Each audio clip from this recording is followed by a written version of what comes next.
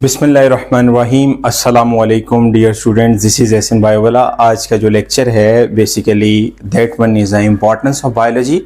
What is the importance biology, importance of water. ठीक है, that is a very important topic.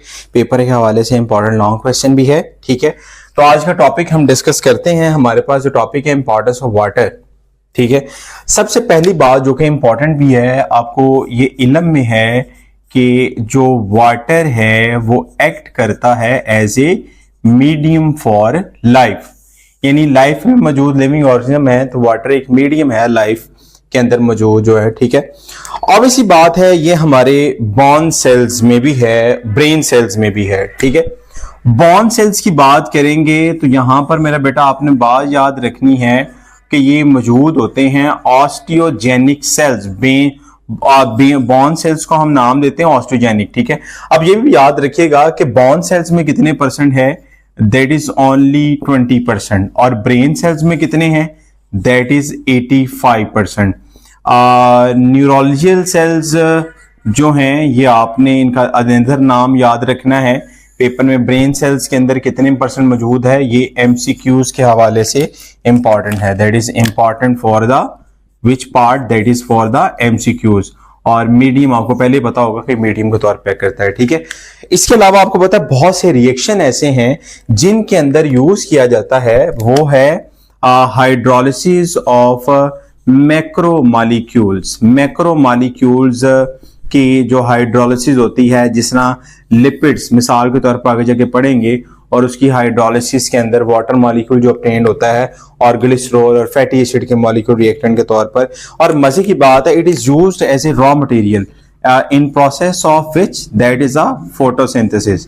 तो आपने ये भी याद रखना है वाटर एक रॉ मटेरियल है इन द फोटोसिंथेसिस। ठीक है, this one is a raw material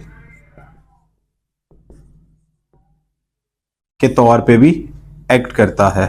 ठीक है, that can act as a raw material. ठीक है, अब इसकी कुछ प्रॉपर्टीज हैं। प्रॉपर्टीज के सबसे पहले आपने नाम याद रखने हैं। नंबर 1 पे solvent property, number 2 heat capacity, number 3 heat of vaporisation, number 4 ionisation of water, number 5 that is a protection. सबसे पहले सॉल्वेंट देखना है कि जो वाटर है, आपको पता है वाटर एक बेस्ट सॉल्वेंट है। Water is a best solvent. पानी के अंदर कोई भी चीज हल हो सकती है। ठीक है, अब आयनिक की बात करें तो आयनिक में मेरा बेटा याद रखना है कि आयनिक इजीली डिसोसिएट हो जाता है, दैट इज डिसोसिएशन। ठीक है, पानी में जैसे ही आयन जाएंगे, आयनिक फॉर्म है तो आयनिक फॉर्म इजीली। ठीक है, नॉन आयनिक है, नॉन आयनिक फॉर्म में भी हम कहते हैं कि डिस्पर्स्ड फिनोमिना है कि वो डिस्पर्स हो जाएंगे। आपकी बुक की लाइन है, non ionic when dissolved in water that is disperse in the water molecule. और नॉन पोलर, अब एक प्रॉपर्टी आपने पढ़ी हुई है, वो प्रॉपर्टी का नाम है that one is A like dissolve like. अब लाइक डिसॉल्व लाइक प्रॉपर्टी ये कहती है कि पोलर मॉलिक्यूल पोलर के अंदर डिसॉल्व होगा, नॉन पोलर होगा। ये कभी भी नहीं हुआ कि पोलर वाला नॉन पोलर में हो, नॉन पोलर वाला पोलर में हो जाए। डिसॉल्व की प्रॉपर्टीज आ जाती हैं। ठीक है, सो नॉन पोलर हमेशा जो आपने याद रखना है, ये पानी के अंदर क्या है, इनसॉल्युबल है। ठीक है, it is a main part of which part, that is a cell membrane. ये बेसिकली किसका हिस्सा है, सेल मेम्ब्रेन का, जो कंपार्टमेंट्स बनाता है in the cell. Heat capacity क्या है, हीट कैपेसिटी कहते हैं number of calories require to raise the temperature. अगर आपने टेम्परेचर को रेज करना है 1 degree Celsius mean from 15 to 16 degree Celsius तक, ये आपने सबसे पहले उसकी डेफिनेशन लिख लेनी है। उसके बाद नंबर 2 पे आपने एडिशन क्या करना है, they can act as a temperature stabiliser. ये टेम्परेचर स्टेबलाइजर का काम करता है। क्या काम करता है, टेम्परेचर स्टेबलाइजर के तौर पे काम करता है। और हमें प्रोटेक्शन देता है अगेंस्ट सडन थर्मल चेंज, यानी थर्मल जो चेंजेस हैं उनसे हमें प्रोटेक्ट रखना है अगेंस्ट, यानी एकदम जो चेंज आना है उससे बचा के रखना है। हीट ऑफ वेपोराइजेशन क्या होती है, हीट ऑफ वेपोराइजेशन शॉर्ट में आपने इसको जल्दी में याद करना है। नंबर्स ऑफ ग्राम, ये उन बच्चों के लिए हैं, नंबर्स ऑफ कैलोरीज उन बच्चों के लिए हैं जो कहते हैं सर 2 से 3 मिनट के अंदर समझा दें।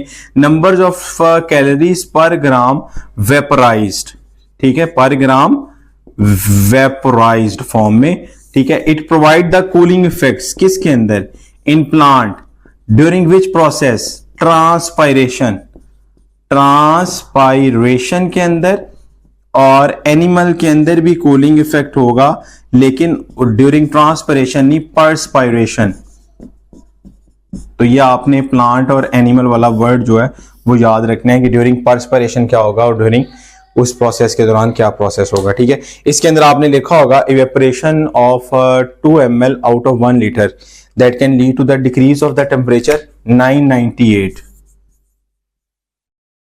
Eight 1 degree Celsius, lower the temperature कर देता है 1 डिग्री सेल्सियस से, तो बेसिकली वेपोराइज हो जाता है।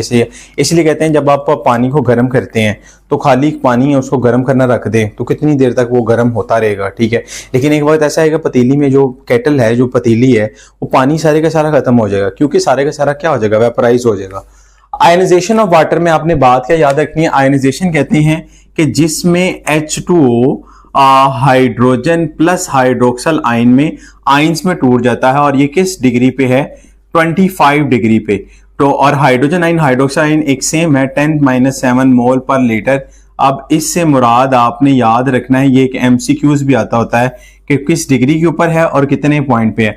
हाइड्रोजन और हाइड्रोक्सल का मिला के ये 10,014 आपके पास जो है, ये आपने पढ़ी होगी पीएच स्केल के अंदर वैल्यू, ठीक है। तो आपने याद रखना आयनाइजेशन वाटर कितने पे होती है, क्या काम करती है, आयंस डोनेट करती है और तमाम रिएक्शन के अंदर होती है।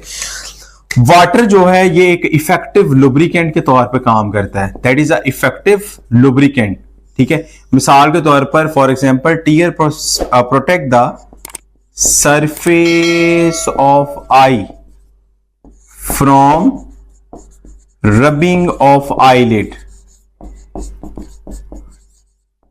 ठीक है, पहली बात, ठीक है। ये सरफेस ऑफ टीयर जैसा प्रोटेक्ट कर देते हैं। इस तरह हमारे पास सेकंड आपने याद रखना है, water also form the cushions around organ that protect them from trauma, जो हमें ट्रॉमा से बचाते हैं। तो आपने बात जो है एडिशन तौर पे याद रखनी है। तो 5 प्रॉपर्टीज जो हैं, इन 5 प्रॉपर्टीज को लिखना है। सबसे पहले इंपॉर्टेंस ऑफ वाटर में आपने ये पैराग्राफ लिख देना है, उसके बाद 5 को ये एक्सप्लेन कर देना, तो आपका ये लॉन्ग क्वेश्चन कंप्लीट हो जाएगा, ठीक है। क्वेश्चन जो भी हों आप पूछ सकते हैं, कमेंट्स के अंदर पूछ सकते हैं, ठीक है। और जो भी